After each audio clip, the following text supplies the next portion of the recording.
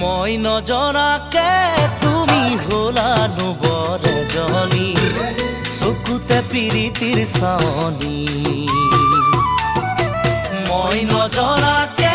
তুমি হলা নুবৰ এজনী চকুতে পিৰিতিৰ চাৱনী মাতিম তোমাক কি বুলি